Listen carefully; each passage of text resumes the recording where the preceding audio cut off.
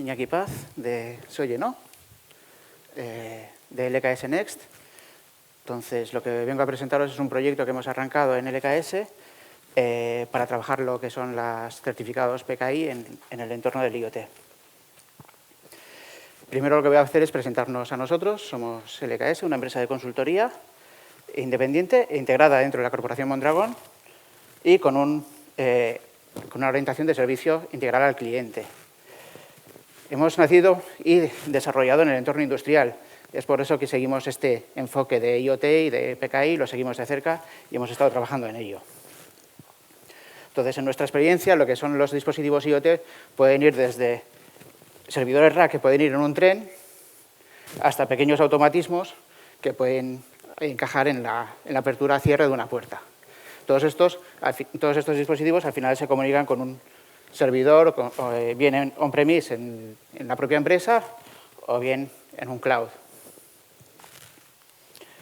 ¿Qué tienen en común todos estos sistemas? Al final, todos necesitan proteger las comunicaciones, como hemos ido viendo en las distintas charlas que hemos visto hoy.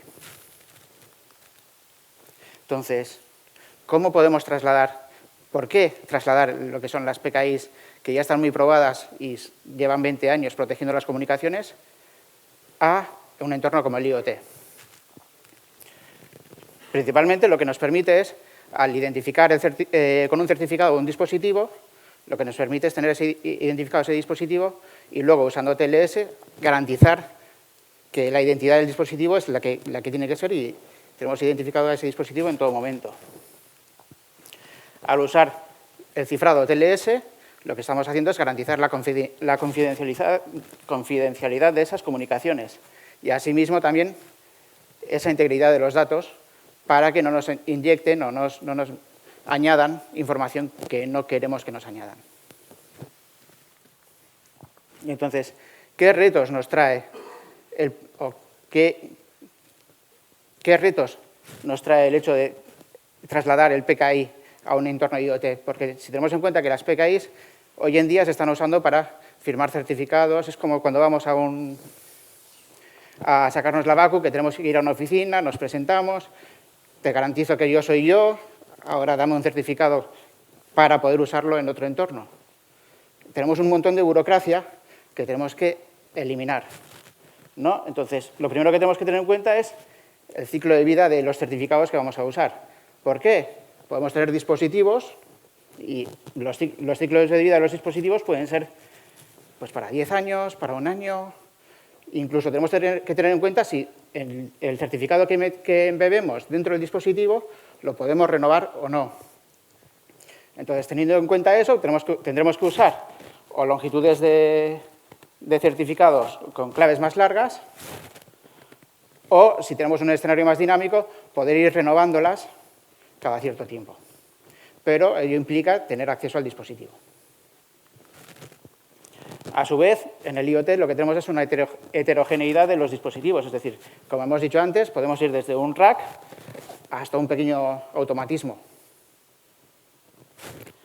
Entonces, hay que dar soporte a nuevos sistemas de generación de claves más eficientes, como puede ser el LCC, con longitudes de clave más cortas y, habitualmente, para facilitar la validación de los certificados y acelerar el proceso, lo que es común en IoT es trabajar con certificados directamente que sean raíz. Esto es un ejemplo. En Amazon, los certificados raíz para IoT son los que proveen y ya tienen reservado otras CAs o Certificate Authorities para el futuro. Entonces, como hemos dicho, el tercer reto es la escala del IoT. Cuando estamos hablando de las PKIs, cuando vamos al BACU a generar, o al DNI electrónico a generar nuestra clave, tenemos que presentarnos en la oficina y asegurar que somos nosotros los que queremos recibir la BACU. Eso, para un enfoque de miles, estamos bien.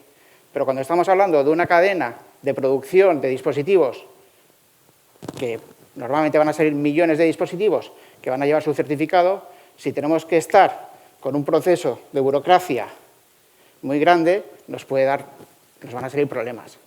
Entonces, para solventar estos problemas, lo que se plantea es la identificación del sistema de fabricación que fabrica el dispositivo.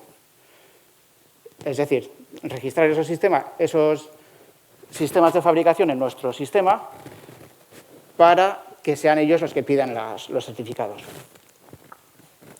Vale, entonces, y sobre todo, a través de APIs online que nos permitan automatizar esos procesos. Ya han salido múltiples estándares, como pueden ser el ST o el SCP, que permiten la emisión, revocación de certificados a través de APIs.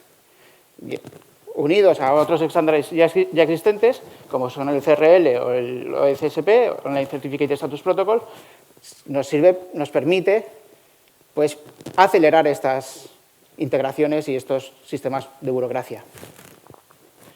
Entonces, haciendo un resumen, lo que hemos dicho es, tenemos un hardware heterogéneo, lo que queremos es tener un control sobre esa infraestructura de certificados que vamos a embeber en los dispositivos y, sobre todo, tener un control del ciclo de vida de la identidad de ese dispositivo. Entonces, ¿qué es la MASU? ¿Qué es lo que estamos presentando hoy? La MASU es una infraestructura de poder utilizar PKIs a base de APIs y orientado al entorno del IoT o el Internet of Things. Nuestro objetivo es elevar el nivel de abstracción para simplificar la implantación de la tecnología PKI en los despliegues de IoT, con lo que buscamos es reducir ese umbral de entrada para poder utilizar las PKIs en los entornos de IoT. En nuestro caso, en nuestra experiencia, nos hemos estado encontrando distintos escenarios, ¿no? Pero principalmente, sobre todo, es un escenario cerrado donde el que fabrica el dispositivo quiere que se conecte con su cloud, con lo cual estamos ante un escenario cerrado, que el fabricante controla todo el entorno. ¿Qué es la MASU IoT? Pues lo que hemos dicho, ¿no? Es una infraestructura para montar el in-house en la propia empresa. Es open source, es decir, que está abierto y se permiten colaboraciones y en todo momento se puede ver cómo está implementado y cómo está trabajado. Provee APIs y son para el IoT. Lo hemos desarrollado, preparado precisamente para que pueda funcionar en el cloud. Y el objetivo también es la escalabilidad. Cuando hemos hablado de miles de dispositivos o millones de dispositivos, tenemos que dar soporte a todos esos millones, a todas esas máquinas que están generando dispositivos. Entonces, actualmente estamos en desarrollo de este producto o de esta solución. Y nos estamos centrando sobre todo en el ciclo de vida de la identidad del dispositivo. Es decir, qué dispositivo es, cómo se fabrica y luego ya estamos muy centrados en la fabricación y dando pasos también al cómo se comunica con la nube, cómo se actualiza el certificado dentro de esa nube, o sea, dentro de ese dispositivo. Y, por último, puede darse el caso que en algún momento habrá que dar de baja el dispositivo. Entonces, ¿qué es lo que hace IoT? Pues en un momento dado tenemos un sistema de fabricación, una línea de producción, en la cual va fabricando dispositivos electrónicos, ¿no? Con una inteligencia y demás.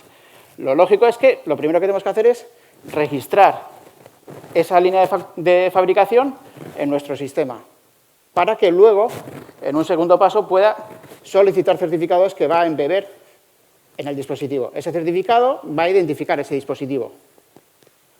Con lo cual, ya directamente desde fábrica, desde la máquina de fábrica, sale el dispositivo ya con su clave o su certificado que lo identifica unívocamente. Por último, ese dispositivo se comunicará con la nube correspondiente o con los servicios correspondientes y habrá un proceso de validación. Para que los certificados estén disponibles en ese proceso de validación, tenemos un agente que lo que hace es proveer esos certificados, esas CEAs, al entorno pertinente en el que vayamos a usar. Si el dispositivo tuviera capacidad de renovar los certificados, a su vez hemos desarrollado un servicio de soporte para poder renovar esos certificados de una forma sencilla, cuando van a caducar. Entonces, hasta aquí es la presentación, decir que estamos abiertos, ¿no? Entonces, tenemos diversas líneas de trabajo para seguir con ello, y una de ellas es, y que estamos trabajando con ellas, es la integración con los servicios de cloud.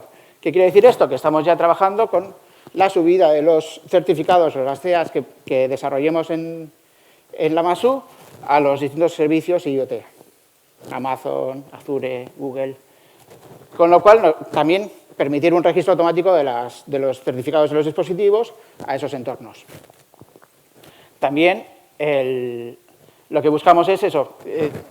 Actualmente nos hemos centrado en la fabricación, pero estamos abiertos a todo el ciclo de vida, es decir, el onboarding, las actualizaciones de claves, el ciclo de vida del dispositivo al fin y al cabo. En un futuro también tenemos en cuenta la idea de poder publicar esto como un servicio, es decir, venderlo como un servicio, publicarlo y que sea accesible, el que quiera usar los certificados nuestros, pues conectar sus máquinas de una forma que esté públicamente accesible en base a unos contratos y a unos certificados. Y fundamentalmente estamos abiertos a buscar más casos reales, incorporar nuevas necesidades en este producto y, sobre todo, bueno, comentar que en este sentido Ikerlan ya ha empezado a trabajar con nosotros y está colaborando con nosotros en la evolución de este producto. Estaremos ahí, tenemos un expositor, entonces nos podréis ver ahí. Gracias por su atención.